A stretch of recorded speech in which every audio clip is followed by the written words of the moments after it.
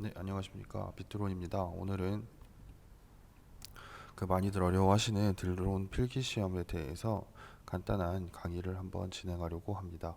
네, 먼저 목차를 보시면 UM이라고 되어 있는데요. UM이라고 하는 것은 Unmanned 멀티콥터로서 무인 멀티콥터를 말하는 겁니다.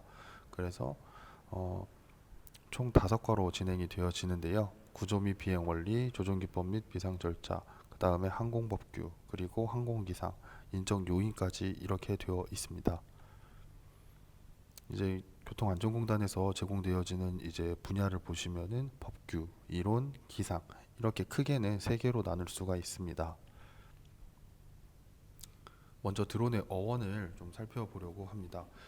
어, 무인 멀 무인 항공기를 지금의 이제 드론이라고 부르는 데는 뭐 약 두 가지 정도의 가설이 있습니다. 첫 번째 가설은 드론이 이제 비행을 할 때 나는 소리가 마치 이제 숯벌이 날개짓 하는 소리와 똑같다, 유사하다 하여서 이제 숯벌의 이름을 따서 드론이라는 이름으로 이제 부르는 것과 그 다음에 이제 여기에도 보다시피 1930년대 초에 영국에서 포격 연습용 비행체로 해서 퀸비라고 이름 붙인 이제 비행체를 만들었는데 당시에 이제 영국은 여왕의 나라로서 여왕의 이름을 가진 비행체를 포격한다라는 것이 말이 되지 않는다, 부적절하다라고 판단을 해서 여왕벌 퀸비라는 이름 대신에 숫벌 드론이라는 이름을 사용했다라고 하는 것에서 이제 어원을 찾아볼 수가 있습니다. 이 외에 이제 무인 항공기라는 이름을 여러 형태로 부를 수가 있는데요. 드론, 무인 비행 장치, 무인 항공기 시스템, 무인 항공기, 원격 조종 항공기, 원격 조종 항공기 시스템 여러 가지 이름으로 부를 수가 있는데요. 가장 대중적으로 불리우는 것은 이제 드론이라는 이름으로 많이 불리고요. 그리고 아이카오라고 하는 이제 유엔 산하의 단체에서는 RPA, RPAS라는 이름으로 더 공식적으로 부르고 있습니다. 네.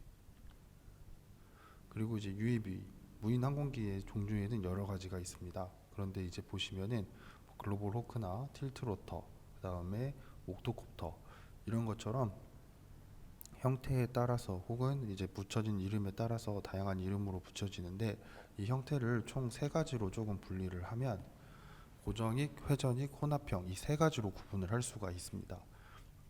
먼저 고정익을 보시면 이제 특성에서 고속 및 장거리 비행이 가능하고 활주로나 발사대가 를 통해서 이륙을 하고 주로 군수용으로 사용하거나 뭐 감시 정찰이나 소방, 산림 등에서 사용을 하고 있습니다. 이 고정익의 장점은 긴 비행 시간 그리고 높은 고도에서 비행이 가능하고요. 그다음에 넓은 지역이 조사가 가능하고 바람에 강하며 빠른 비행이 가능합니다. 반면에 단점으로는 이착륙 공간이 넓어야만이 운행을 할 수가 있고요. 카메라나 소형 장비 이런 것들을 탑재가 가능은 한데 이제 소형 장비만 가능합니다. 대신에 정지 비행이라거나 조속 비행은 불가능합니다. 이제 그리고 저희가 주변에서 흔히 볼 수 있는 뭐 헬기나 멀티콥터 같은 경우에는 이제 회전익에 해당이 되는데요. 주로 농업 방제나 영상 촬영용으로 많이 사용이 되고 장점으로는 수직 이착륙이 가능하다는 거 그리고 다양한 장비가 탑재 가능하다는 점 그리고 이제 호버링이라고 하는 뜻은 정지 비행을 나타내는데요. 이제 고정익과 다르게 정지 비행이 가능하다라는 것이 특징이고 특별히 저속 비행도 가능하고요. 그리고 즉시 그 자리에서 방향 전환이 가능하다는 것이 장점입니다. 반면에 단점 같은 경우에는 이제 배터리로 운행을 하는 거기 때문에 비행 시간이 짧고 그리고 바람에 약한 편입니다. 그리고 고고도 비행이 약간은 어렵습니다. 그리고 이륙 시에 배터리 소모가 많기 때문에 배터리가 빨리 떨어진다는 단점이 있습니다. 그래서 이 고정익과 회전익의 장점을 결합해서 만든 것이 혼합형, 이제 소위 틸트로터라고 부르는 건데요. 이것은 이제 고정익과 회전익의 특성을 동시에 보유를 하고 있습니다. 그래서 장점으로는 고속 비행, 수직 이착륙이 가능하고 연료 효율이 양호하다라는 점이 있는데요. 반면에 조종이 어렵고 가격대가 비싸다라는 것이 단점입니다. 네, 이 부분은 시험에 많이 나오는 부분인데요. 초경량 비행장치를 분류를 할 때 동력 비행장치, 회전익 비행장치, 동력 패러글라이더, 인력 활공기, 기구류, 무인 비행장치, 낙하산주로 이렇게 해서 구분을 하실 수가 있는데요. 여기서 특별히 기억하셔야 될 것은 여기 있는 장치들이 다 모두 초경량 비행 장치이지만 인원수의 제한을 받는다거나 혹은 자체 중량의 제한을 받는 경우에 자체 중량을 정해진 자체 중량을 초과하게 되는 것, 그 이상이 되는 것들은 엄밀히 말하면 초경량 비행 장치로 분류를 하지 않습니다. 그래서 그 부분을 조금 많이 체크를 하셔야 되는데요. 맨 처음에 보시면 동력 비행장치, 회전익 비행장치, 동력 패러글라이더 중에서 착륙장치가 있는 동력 패러글라이더는 1인승으로 자체 중량이 115kg 이하인 드론만 115kg 이하인 드론이 아니라 비행장치만이 초경량 비행장치의 분류에 해당이 됩니다. 그리고 인력 활공기 같은 경우에는 자체 중량이 70kg 이하, 그리고 저희가 이제 사용하는 무인 멀티콥터, 무인 비행장치, 무인 동력 비행장치 같은 경우에는 자체 중량이 150kg 이하입니다. 특별히 이제 무인 비행선 같은 경우에는 자체 중량이 180kg이고 길이가 20m 이하인 것만 초경량 비행장치로 분류한다라는 것을 꼭 기억해 주시면 좋겠습니다. 네, 이제 각자 하나씩 좀 살펴보면요. 동력 비행 장치에는 크게 타면 조종형과 체중 이동형 두 가지가 있는데요.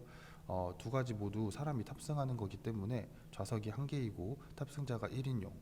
그리고 연료 및 비상용 장비의 중량을 제외한 자체 중량이 110kg, 15kg 이하일 때만이 초경량 비행 장치에 해당이 됩니다. 네, 아래에 있는 초경량 자유로플레인과 초경량 헬리콥터도 마찬가지입니다. 그리고 초경량 비행장치 두 번째 분류로서 동력 패러글라이더와 인력 활공기가 있는데요. 특별히 착륙장치가 있는 동력 패러글라이더는 1인승으로 자체 중량이 115kg 이하인 것만 해당이 됩니다. 그리고 이제 아래 인력 활공기에서는 이제 행글라이더와 패러글라이더 두 가지가 있는데 둘 다 탑승자 및 비상용 장비의 중량을 제외한 자체 중량이 70kg 이하여야만이 초경량 비행장치 분류에 해당이 됩니다. 그리고 무인 비행 장치 같은 경우에는 사람이 탑승하지 않는 기체들이기 때문에 연료의 중량을 제외한 자체 중량이 150kg 이하인 무인 비행 장치만을 이제 초경량 비행 장치로 분류하고 있습니다. 다만 여기서 무인 비행선 같은 경우에는 자체 중량이 180kg 이하, 길이가 20m 이하인 것만을 말을 합니다. 그리고 마지막으로 기구류 해서 자유기구와 계류식 기구가 있습니다. 이제 무인 멀티콥터 같은 경우에는 이제 멀티콥터라고 하는 말 자체가 이제 그 다양한 기체들을 말을 하는데요. 보통은 멀티콥터는 프로펠러 수에 따라서 아니면 로터 수에 따라서 이제 명칭을 다르게 부르고 있습니다. 그래서 4개짜리인 것을 보통 저희가 쿼드, 6개짜리를 헥사, 8개짜리를 옥타 콥터라고 부르고요. 이 외에도 1개짜리는 모노, 2개짜리는 트윈 혹은 바이콥터, 3개짜리는 트리콥터, 그리고 12개짜리는 도데카, 이런 이름으로도 부르고 있습니다. 네, 다음으로 살펴볼 것은 이제 유행 구동 시스템인데요. 이제 저희가 조종기나 혹은 배터리에서 신호를 FC로 보내게 되어 있습니다. 이 FC라고 하는 것은 사람으로 치면은 뇌고 컴퓨터로 치면은 CPU의 역할을 하는 부품인데요. 굉장히 중요한 부품입니다.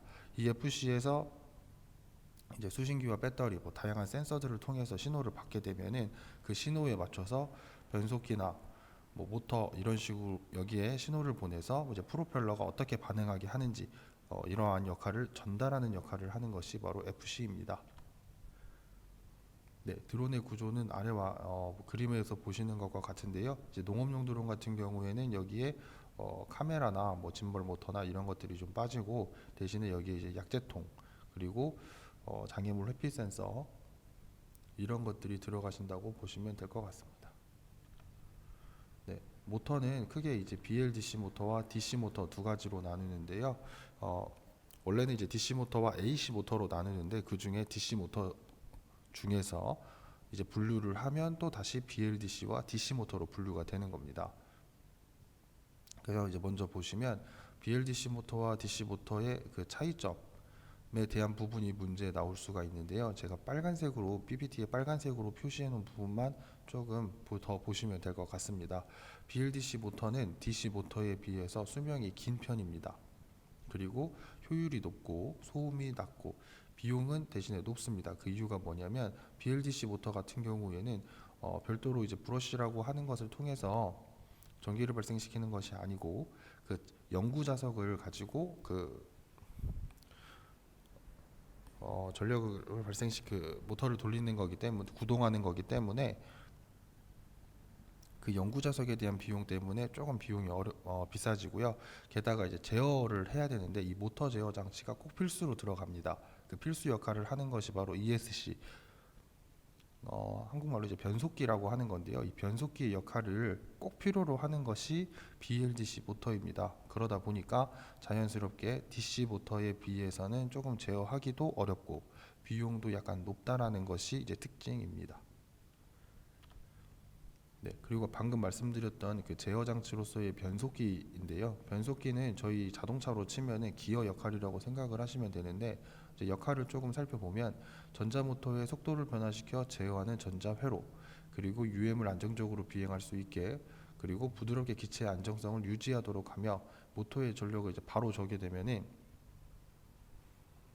그 모터가 바로 이제 급회전을 하게 되어서 회전을 제어하지 못하는데, 이 변속기가 그 사이에 들어감으로써 그 모터가 급회전하지 않도록 제어해주는 역할을 하게 됩니다. 그래서 그 부분을 조금 유심히 보시면 될 것 같습니다. 네, 프로펠러인데요.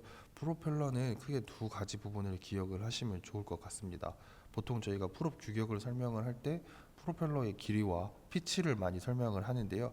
프로펠러 길이는 여기 그림에서 보시는 바와 같이 보통 날개 끝에서 끝까지를 다 말을 하는 거고요. 그래서 인치의 단위를 쓰고, 그 다음에 피치는 프로펠러가 한 바퀴 회전했을 때 전진하는 거리로서 그것을 인치로 다시 표현을 하고 있습니다. 그래서 이제 프로펠러가 이제 그 사이즈와 개수와 피치의 차이로 인해서 발생되어지는 장단점을 좀 보려고 하는데요. 프로펠러 사이즈가 커지면 양력이 커지고, 그 양력이 커지는 대신에 그 모터의 부하, 그러니까 모터가 그 큰 프로펠러를 돌리기 때문에 조금 더 모터 부하가 심해집니다. 그리고 대신에 장점으로는 스피드가 빨라지고요. 반면에 단점으로는 비행 시간이 짧아진다는 것이 단점이고요. 프로펠러 개수가 증가를 하게 되면 양력이 역시나 똑같이 상승을 하게 됩니다. 그리고 사이즈 같은 경우에는 원래 4개가 그 어떠한 구역이라고 했을 때 그 자리를 4개짜리가 차지하던 곳을 8개 혹은 6개짜리가 차지를 해야 되는 거기 때문에 그만큼 프로펠러의 개수는 작아지고요. 대신에 프로펠러 개수가 늘어나면서 급상승이라든가 뱅키드 턴이라든가 이런 것들을 하기가 조금 수월합니다. 그리고 피치라고 하는 것은 이제 아까도 앞뒤거리 전진, 그리고 한 바퀴 회전했을 때 그 전진거리라고 말씀을 드렸는데요. 이제 아무래도 이제 피치가 길어지면은 모터 온도가 빨리 높아지고 그 다음에 진동이 큽니다. 반면에 제어하기는 어렵다라는 것이 단점입니다. 네, 뱅키드 턴이라고 하는 것은 이런 부분인데요. 그냥 이건 참고작으로만 보시면 될 것 같습니다.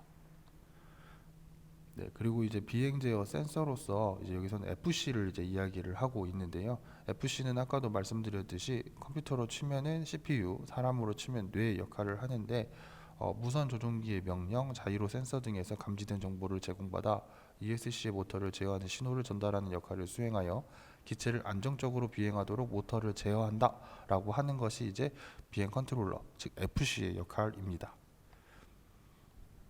그래서 이제 FC는 뭐 다양한 제품으로 뭐 각 분야에서 여러 가지로 사용을 하고 있는데요. 그냥 이것은 참고적으로만 알고 계시면 될 것 같습니다. 네, 여기도 마찬가지입니다. 네, 특별히 이제 드론에서는 그 센서를 조금 많이 기억을 하셔야 되는데요. 총 센서는 많이 기억하실 필요는 없고 한 5가지 정도만 기억을 하시면 좋을 것 같습니다. 첫 번째가 이제 자이로스코프라고 하는 건데요. 이것은 이제 드론의 기울기 정보를 파악하는 센서라고 보시면 됩니다. 그래서 드론이 기울기를 유지할 수 있도록 해주는 거고요. 자력계라고 하는 것은 이제 지금 나침반이라고 생각을 하시면 될 것 같아요. 그래서 드론으로 하여금 동서남북의 방향을 알게 할 수 있다라는 거. 그리고 가속계라고 하는 것은 이제 저희가 속도를 생각하기가 쉬운데 그냥 단순한 속도가 아니라 각도가 변화하는 속도를 측정하는 것입니다. 그래서 이 속도를 측정함으로써 저희가 하려고 하는 것은 기체의 속도, 위치, 기울기, 뒤틀림, 방향 전환, 움직임을 감지하는 데 사용되는 센서로서 안정된 자세를 유지하게 하려고 한다라고 보시면 돼요.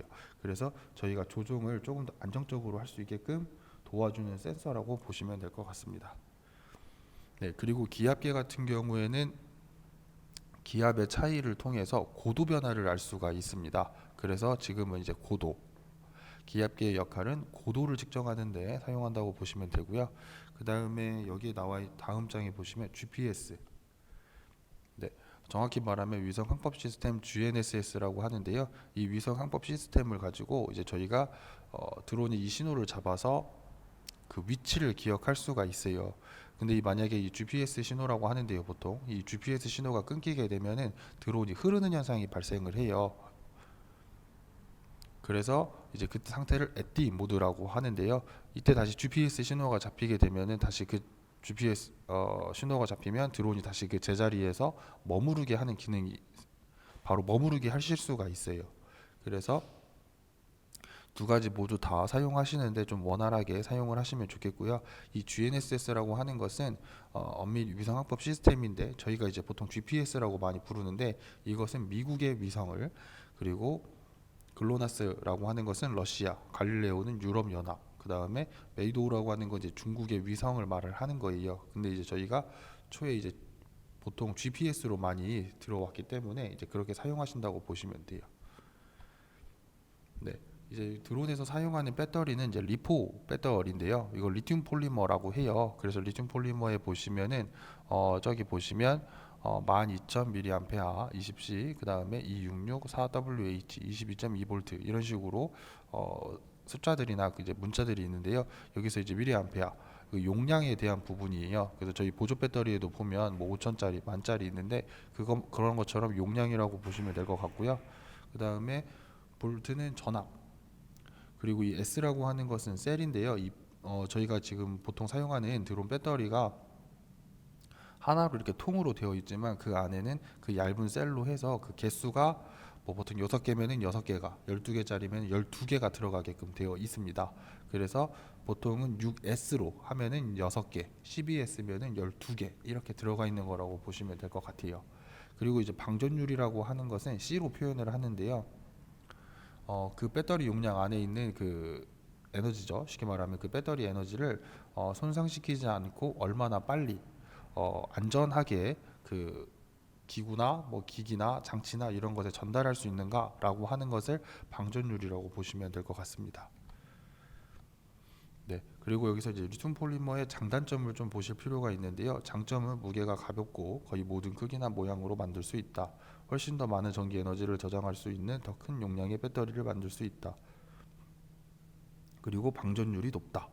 반면에 단점으로는 수명이 짧다. 보통 이제 평균 사용 횟수를 150에서 250 사이클이라고 하는데요. 뭐 이제 DJI 회사 같은 경우에는 일반적으로 300회 정도를 사용을 하게 되면은 그 이상 사용하지 못하도록 락이 걸리게끔 되어 있습니다. 최근 이제 업데이트를 통해서 300회 이상도 사용할 수 있게 되어 있지만은 그래도 많이 이제 그 배터리의 수명이 짧아진다라는 것을 이제 저희가 알 수 있어요. 그리고 배터리 내부에 민감한 화학물질로 인해서 화재가 발생할 수가 있고 충전이나 방전, 보관할 때도 특별히 주의하셔야 된다라는 것이 단점이라고 볼 수 있을 것 같습니다. 그리고 이제 현재 사용하지 않는 배터리의 종류는이라고 하는 것은 이제 시험 문제에 자주 나오는 문제 중에 하나인데요. 보기와 같이 그 아래처럼 니켈 카드뮴이라고 써져 있는 게 아니라 NiCd, NiMH, LiION 그리고 LiPo 이렇게 써놓고 그 위에 현재 사용하지 않는 배터리 종류가 어떤 거냐라고 이렇게 기록을 하게끔 이렇게 체크를 하게끔 되어 있어요. 그래서 보통 이제 하나씩 보시면 니켈 카드뮴 같은 경우 이제 NiCd라는 이름을 쓰고요. 그리고 추위에 강하고 300에서 500개 충전 사용이 가능하다 해서 옛날에는 많이 사용하던 이제 배터리 종류입니다. 그런데 이제 아무래도 이 니켈 카드뮴 같은 경우에는 완충 또는 완전 방전 직전까지 이제 사용을 하시고 완전 방전이 돼버리면 치명적 손상으로 인해서 충전이 안 되는 경우가 많았습니다. 그러다 보니까 지금 현재는 사용하지 않는 배터리고요. 이 외에 이제 뭐 NIMH, 여기도 보시면 조종기 배터리로 많이 사용하고, 리튬이온, 그다음에 리튬 폴리머는 기체 배터리로, 그리고 그 외에도 다양한 곳에서 많이 사용을 하고 있고요. 이제 리튬 철도 조종기 배터리로 사용을 하고 있습니다. 수소 연료 전지는 이제 시험에 나오진 않으실 건데요. 현재 이제 배터리가 너무 짧다라는, 이제 배터리 사용 시간이 너무 짧은 것에 대해 짧은 부분에 대해서 그것을 보완하기 위해서 이제 개발하고 있는 분야가 바로 수소 연료 전지입니다. 네, 리튬 폴리머 배터리 관리를 하는 방법에서 좀 보시면 기본적으로 이제 전압 체크, 이게 셀 전압 체크를 좀 해보시면은 그 셀당 0.05V 이상의 차이가 나는 경우에는 그 배터리가 수명이 굉장히 짧아지고, 그리고 사용하기가 되게 어렵습니다. 그래서 여기서는 이제 사용 중지라고 되어 있는데요. 가급적이면 사용을 안 하시는 게 좋고요. 그 다음에 물리적으로 이렇게 충격을 주는 행위도 하지 않는 것이 좋습니다. 그리고 충전을 하실 때에는 가급적이면은 배터리 잔량으로 보셨을 때 30%에서 40% 정도에서 충전을 하시는 것이 가장 효율적이고요. 그리고 이제 배터리가 손상되거나 이게 갑자기 부풀어 올라 있는 배터리들이 있습니다. 그런 것들은 충전을 하시거나 사용하지 않는 것이 좋습니다. 그리고 항상 이제 배터리 사용 후에는 10분에서 20분 정도 열을 식힌 후에 재충전을 해주시는 것이 좋습니다. 그리고 이제 좀 많이 이제 하시는 실수 중에 하나가, 이제 배터리를 그냥 그 충전기에다가 장시간 꽂아놓고 충전을 하는 경우인데요. 그런 경우에는 이제 배터리가 과충전이 되기 때문에 오히려 사용을 하실 수가 없는 확률이 높아집니다. 그리고 사용을 하실 때에는 이제 사용 요청 온도는 마이너스 10도씨에서 40도라고도 되어 있는데요. 보통은 20도 이상 정도로 사용을 하시는 게 좋아요. 그래서 뭐 예를 들어서 배터리를 꽂았는데 15도다 그러면은 낮은 자리에서, 낮은 고도에서 호버링을 해서 계속 유지를 시켜주면서 이제 배터리의 온도를 높여주신 다음에 사용하는 것이 조금 더 효율적이십니다. 그리고 보관을 하실 때에도 보통 이제 자동차 이런 데다가 이제 그 여름철에 많이 보관을 하시는데요. 그것은 좋은 습관은 아니시고요. 그 다음에 5일 이상 장기 보관하실 때에는 이제 충전기에 보시면 스토리지 모드라고 하는 것이 있어요. 그래서 그렇게 충전을 해주시거나, 아니면 한 50에서 80%그 사이대로 해서 충전만 해놓으시고 그 보관을 하시는 게 좋을 것 같습니다. 그리고 이제 빼기 방법으로는 보통은 이제 소금물에 담궈서 완전 방전시킨 다음에 폐기를 하라고 되어 있습니다. 자, 무인 멀티콥터를 얘기하면서 이제 그 비행기가 나는 원리를 조금 저희가 알 필요가 있는데요. 비행기가 뜨는 이유는 양력이라고 하는 것입니다. 이 부분을 이제 설명하기 위해서 이제 좀 이따가 이론 하나를 좀 설명드릴 건데요. 이제 비행기의 날개의 단면도를 보시면 아래쪽은 좀 평평하고 위쪽은 볼록하게 되어 있습니다. 그래서 이제 공기가 이제 지나가면서 위로 볼록한 쪽은 공기가 좀 빠르게 지나가요. 그럼 공기가 빠르게 지나가면은 공기가 많이 머물러 있지 않기 때문에 압력이 낮아지고, 반면에 아래쪽은 공기가 느리게 흐릅니다. 그래서 상대적으로 공기가 이제 압력이 높아지는 거죠. 그래서 아래쪽이 압력이 높아지기 때문에 그 힘으로 이제 비행기가 뜨는 건데, 이것을 저희가 양력이라는 표현을 씁니다. 그런데 이제 이 비행기가 하늘을 이제 공기를 이제 흐르면서 날고 있는데, 만약에 이게 일정 속도 이하로 떨어지게 되면 이 압력의 차이, 공기의 흐름 그 차이가 크게 발생하지가 않게 돼요. 그래서 충분한 양력을 얻지 못해서 추락하게 되는데, 이것을 저희가 바로 실속했다라고 표현을 합니다. 그리고 일반적으로 양력은 이제 부딪히는 공기의 속도가 빠를수록 강해지고, 날개의 각도, 즉 안각이라고 하는 것이 클수록 강해진다는 것이 특징이고요. 그래서 저희가 처음에 아까 말씀드렸듯이 고정익의 단점이 제자리에서 머무르는 것이 어렵다라고 말하는 것이 바로 이 부분 때문입니다. 네, 이것이 아까 전에 이제 베르누이 원리라고 하는 것이 바로 이제 앞서 양력에 대한 설명 이론인데요. 여기도 보시면 유체의 속력이 증가하면 압력이 낮아진다. 즉 유체의 속력이 감소하면 압력은 높아진다라는 이야기가 돼요. 그러면은 비행기 윗부분, 그 날개의 윗부분은 유체의 속력이 빨라지니까 기압이 압력이 낮아지고, 반면에 아래쪽의 부분은 유체의 속력이 감소하기 때문에 압력이 높아지게 되는 거죠. 그래서 양력이 발생한다라고 하는 것을 설명해 주는 이론인데요. 그냥 참고적으로만 아시고 시험에는 자주 나오는 문제인데 너무 어려우시면 그냥 참고적으로만 아시면 될 것 같습니다.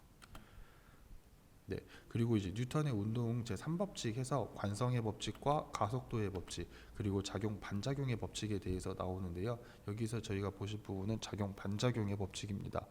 이 이유가 뭐냐면 멀티콥터 같은 경우에는 토크라고 하는 건데요. 이 토크라고 하는 게 돌리는 힘이에요. 그래서 프로펠러가 도는 거를 말을 합니다.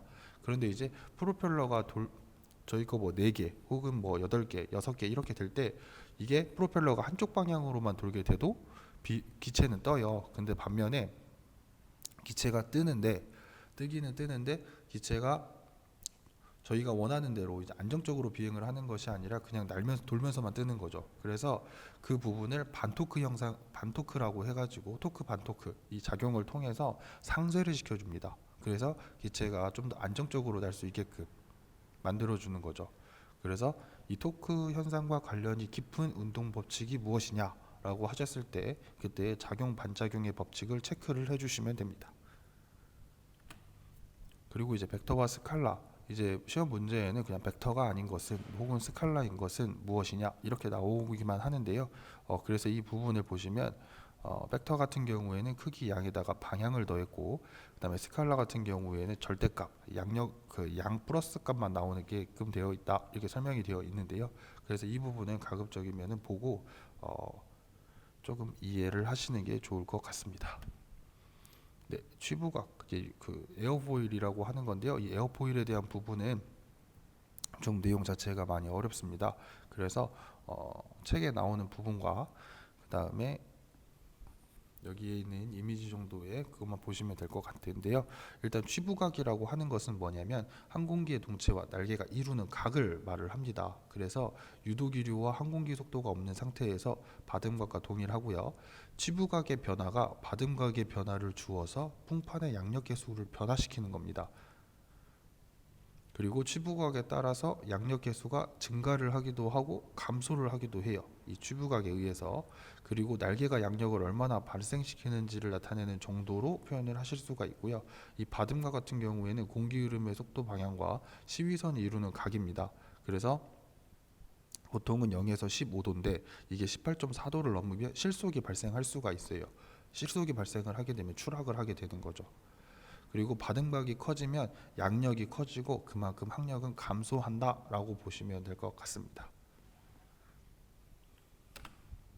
네, 그리고 멀티콥터에 작용하는 힘이 4가지가 있습니다. 여기 이제 5가지 힘이라고 되어 있는데요. 기본적으로 4가지는 중력, 양력, 추력, 항력 순인데요. 중력은 지구가 물체를 잡아당기는 힘이고, 양력은 말 그대로 모터와 프로펠러에 의해서 공중에 떠 있게 하는 힘. 그다음에 추력 혹은 추진력이라고 해서 기체가 앞으로 나아가게 하는 힘. 그다음에 항력은 그 추력에 방해하는 힘이라고 보시면 될 것 같아요. 그래서 총 4가지의 힘이 기본적으로 작용을 하고요. 이 외에 굳이 힘 하나를 더 언급한다라면 외력이라고 해서 바람이나 비, 먼지 등 외부에서 이제 작용하는 힘을 말을 할 수 있습니다. 그리고 저희가 특별히 하나 더 기억하셔야 될 것은 힘이 작용하는 순서가 어떻게 되느냐 라고 해서 양력, 중력, 추력, 항력 순으로 발생한다라는 것을 좀 꼭 살펴보시면 좋을 것 같습니다. 그리고 이게 아까 전에 이제 제가 말씀을 드렸던 건데 토크 반토크 현상이라고 말씀을 드렸죠. 기본적으로 보통 이제 프로펠러가 쿼드콥터를 조금 예로 들면 기체 앞부분의 오른쪽 거기를 1번, 그 다음에 왼쪽을 2번, 그리고 순서대로 3번, 4번 이렇게 부르는데요. 보통 1번 프로펠러는 CCW 시계 반대 방향으로 돌고요. 두 번째 프로펠러는 이제 CW 시계 방향으로 돌게끔 되어 있습니다. 그러면은 시계 반대 방향 2개, 시계 방향 2개 이렇게 돌죠. 그래서 이렇게 상쇄를 해서 사용하는 안정적으로 뜰 수 있게 하는 현상인데요. 이 반토크 현상과 관련이 있는 그 자연 법칙이 바로 작용 반작용 법칙입니다. 그리고 이제 지면 효과라고 하는 것이 있습니다. 이제 이 회전의 기체가 지면 가까이에 이제 호버링을 하게 되면은 그 공기의 하향 흐름이 지면에 부딪히면서 기체와 지면 사이의 공기를 압축하고 공기 압력을 높여서 비행 위치를 유지하는데 쿠션과 같은 도움을 주는 현상이라고 되어 있죠. 이게 바로 지면 효과인데요. 외력이 있는 경우에는 감소가 된다는 것이 특징이고요. 아래는 이제 지면 효과가 있었을 때 그리고 없었을 때의 현상인데요. 이거는 한번 천천히 읽어보시면 될 것 같습니다. 네, 그럼 이건 문제입니다. 비행 원리인데요. 상승 비행을 할 때에는 양력과 중력 중에 무엇이 높아야 되는지, 가속 비행할 때는 추력과 항력 중에 무엇이, 수평 비행은 양력과 중력이 어떠해야 되는지, 등속 비행은 추력과 항력이 어때야 되는지 이 힘의 크기를 옳게 비교한 것을 한번 풀어 보시고요. 네, 답은 공부를 하시면서 한번 체크를 해보시기 바랍니다. 네, 그리고 조작키를 보시면은 크게 이제 오른쪽과 왼쪽 키에 이제 두 가지가 있습니다. 그래서 오른쪽 키를 조금 먼저 설명을 드리면 오른쪽에 있는 키는 기체가 동적으로 움직이게 해줘요. 그래서 기체의 위치를 변경시켜 주는 거죠. 그래서 여기서는 이제 상승 및 하강이니까 왼쪽에 있는 건데 전 네, 기체가 여기가 지금 왼쪽에 조종기를 먼저 설명을 하고 있으니까 왼쪽을 먼저 설명을 드리도록 하겠습니다. 이 왼쪽의 조종기는 동적이 아니라 정적이에요. 그래서 기체가 그 제자리에서 떠나가지 않게 합니다, 보통. 그래서 왼쪽에 있는 키를 위아래, 즉 이제 스로틀 키라고 하는데요. 그 위아래를 조종을 하시게 되면은 기체가 상승을 하고 하강을 하게 만들어 줍니다. 그리고 오른쪽의 키에서 앞과 뒤에는 기체가 이제 기체를 정적이 아니라 동적으로 움직이기 때문에 전진과 후진을 나타내고요. 그 다음에 왼쪽 키는 아까도 정적이라고 말씀드렸죠. 그래서 제자리에서의 회전을 나타내고요. 네. 오른쪽 키에서 좌우 키는 기체가 동적이니까 기체 자체의 위치를 변경시켜 주는데 좌우로 변경시켜 주는 것입니다. 네. 네, 여기까지 하고 1차 강의를 마치도록 하겠습니다. 네, 다음 2차 강의는 항공기상으로 진행을 하도록 하겠습니다. 네, 감사합니다.